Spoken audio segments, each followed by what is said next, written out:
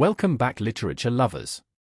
In this video we are going to explore part 1 of the novel To Kill a Mockingbird. In 1960, the author Harper Lee published a novel that would become one of America's most important works of literature. To Kill a Mockingbird transports us to the fictional town of Maycomb, Alabama, during the 1930s, a time and place where childhood innocence collides with the harsh realities of poverty, prejudice, and injustice.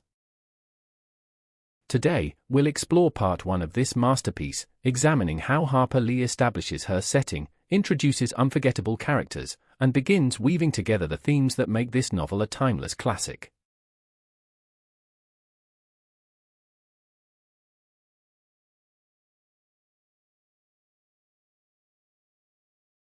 From industrial strongholds to the rural Great Plains, from factory workers to farmers, the Great Depression affected millions. In cities, as industry slowed, then sometimes stopped altogether, millions of workers lost their jobs and families quickly fell into poverty and hunger.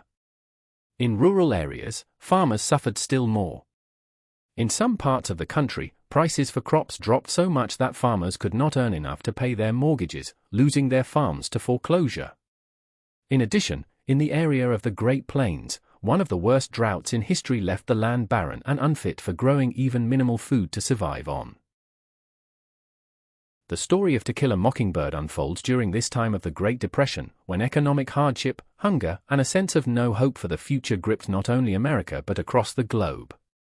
And yet, as we come to see, Maycomb County seems almost frozen in time, where, as Lee writes, people moved slowly, there was no hurry, for there was nowhere to go.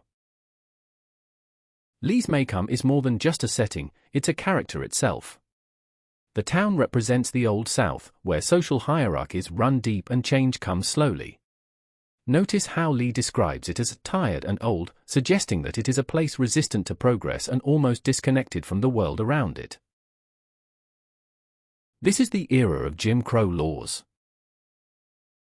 Legal segregation that enforced racial inequality throughout the South and which placed black families at the very bottom of the social order. Understanding this context is crucial because it shapes every interaction we'll witness in the novel. The Great Depression has created distinct social classes in Maycomb. The established families like the Finches. The working poor like the Cunninghams. And the outcasts like the Ewells. These distinctions will prove vital to understanding the conflicts which lie ahead.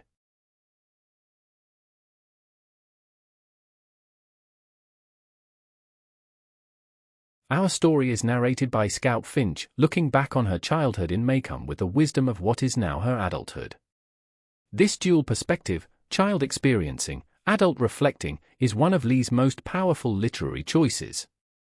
6-year-old Scout is spirited and tomboyish, quick to fight when challenged. Her character represents both innocence and the potential for growth. As the book progresses, pay close attention to how Lee uses Scout's naive observations in such a way that they actually reveal adult prejudices the child doesn't fully understand.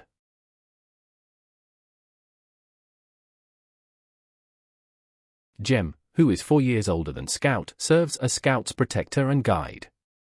His character arc in Part 1 shows him beginning to grapple with the complexity of their world, especially regarding their mysterious neighbor, Boo Radley.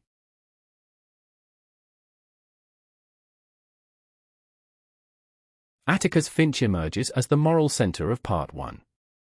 He is a widowed father to his 2 children and serves the community of Maycomb as a lawyer. As the novel progresses, we come to see that he is established as being different from other Maycomb adults. He reads to his children, treats them with respect, and displays an unusual sense of fairness and decency to everyone he meets, be that black or white. As we will see, Lee very carefully builds his character so that he emerges as someone who will later challenge the town's prejudices.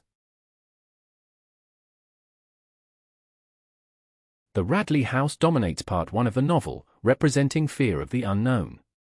Arthur Boo Radley becomes the children's obsession, a figure transformed by rumor, gossip, and imagination into a monster. Lee uses the Radley mystery to explore childhood themes. Scout, Jem, and their friend Dill create elaborate myths about their mysterious neighbor, transforming him into a figure of both terror and fascination. This reflects how children process the unknown through creative narrative. Notice how the children's games and dares reveal their development from simple fear to curiosity and, in turn, to empathy. Their evolving relationship with the idea of Boo Radley mirrors their growing awareness of human complexity and understanding. The gifts in the tree trunk serve as Lee's early hint that the children's assumptions about Boo Radley may be wrong. These small acts of kindness foreshadow much larger themes about judging others based on gossip and rumor, and the important difference between reputation and reality.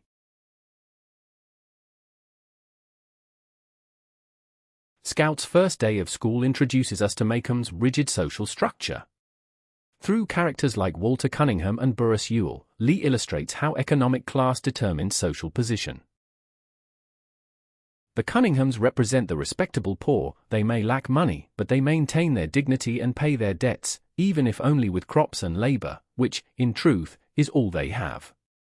Most significantly, Atticus's respect for Walter Cunningham Sr., who is a good man and a good father, teaches Scout about the importance of recognizing dignity beyond wealth. The Ewells, by contrast, represent society's outcasts. Even in their poverty, they're looked down upon by others, including the Cunninghams. This hierarchy will become crucial when we meet the children's father, Bob Ewell, later in the novel. Aunt Alexandra's brief appearance in Part 1 serves the narrative purpose of introducing themes about traditional gender expectations and family heritage. Most specifically, her disapproval of Scout's tomboyish nature represents a strong call toward traditional Southern U.S. views about proper feminine behavior and values. Something she clearly sees absent in Scout and which she also complains to Atticus about.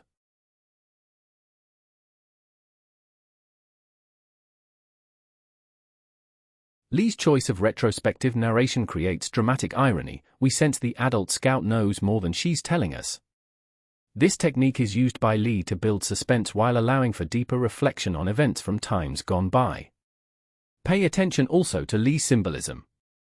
The mockingbird, though not yet fully explained, appears early as a symbol of innocence.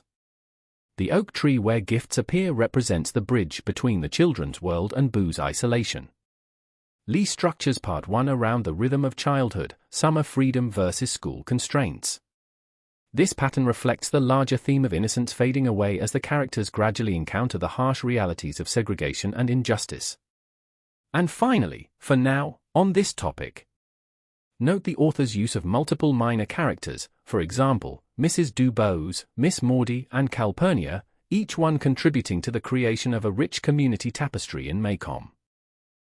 Each character is carefully positioned by Lee to represent different attitudes, points of view and values, thereby showing the complexity of Southern society.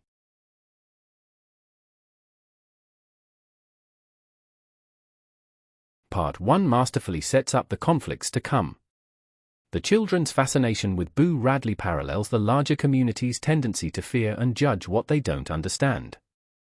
Atticus's character establishment in Part 1, his fairness, his respect for others regardless of race or class, his willingness to see multiple perspectives, prepares us for his role as Tom Robinson's legal defender in the trial we have yet to learn more about. This careful exposition of Maycomb's social hierarchy and racial attitudes is all focused on creating the powder keg that will explode in Part 2. Thus, in a very clever way, Lee ensures we understand the community dynamics, the personalities, and the rivalries before introducing the central conflict to follow.